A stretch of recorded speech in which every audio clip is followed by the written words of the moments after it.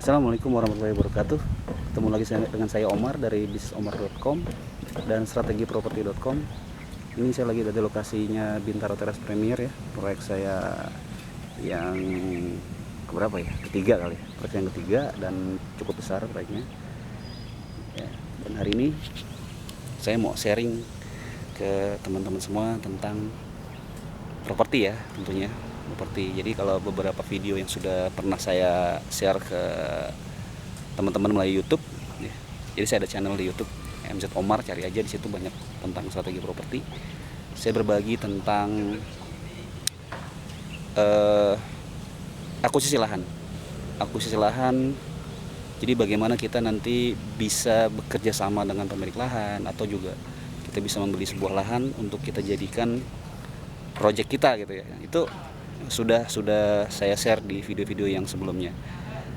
Namun begini, ada banyak teman yang bergerak di bidang properti yang kemudian akhirnya euforia karena sudah mulai masuk ke bisnis properti, tapi sayang hanya berhenti di situ gitu loh, hanya berhenti di sudah bisa mengakuisisi lahan, hot deal gitu segala macem, tapi ternyata begitu implementasinya sangat menyedihkan gitu loh, karena ternyata lahannya bermasalah atau kemudian modalnya kurang atau bisa juga timnya nggak kompak gitu ya. Nah ini sebenarnya harus menjadi perhatian juga dan menjadi concern ya teman-teman ya ketika memasuki bisnis properti itu.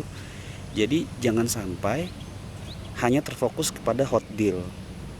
Ya bahkan saya lihat juga banyak juga teman-teman yang terjun di dunia properti itu tergesa-gesa gitu loh, sehingga akhirnya sewa kantor mahal, kemudian banyak sekali timnya gitu ya, sampai seperti sudah menjadi sebuah kantor yang full tim gitu loh. Padahal kalaupun mau melakukan seperti itu, jika memang ada investornya, kemudian juga memang sudah mapan bisnisnya, itu no problem, itu adalah goals kita gitu.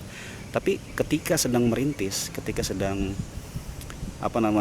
melangkah dari awal, sebaiknya sih ya kita melakukannya secara bertahap gitu. Kita bisa pertama dengan melakukan strategi efisiensi sebenarnya. Terus terang, saya sendiri ketika menjalankan proyek-proyek properti itu, saya lebih cenderung untuk bootstrap.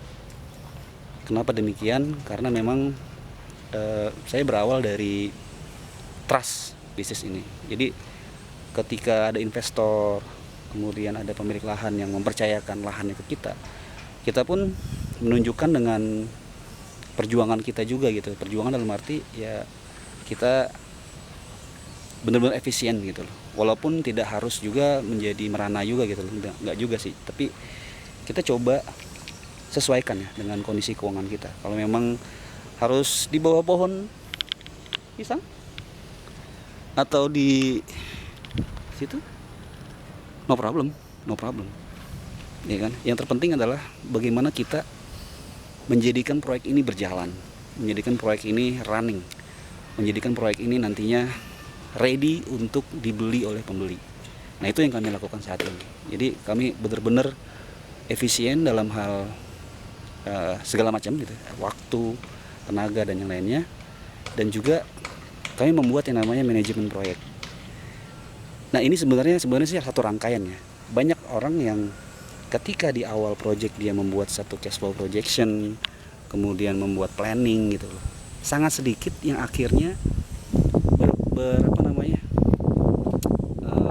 menjadikan itu sebagai pedoman. Padahal ketika kita membuat sebuah perencanaan, misalkan ketika kita ingin mengajukan ke investor atau kepada pemilik lahan, itu kan kita sudah buat business planning tuh, lalu ada action plan-nya.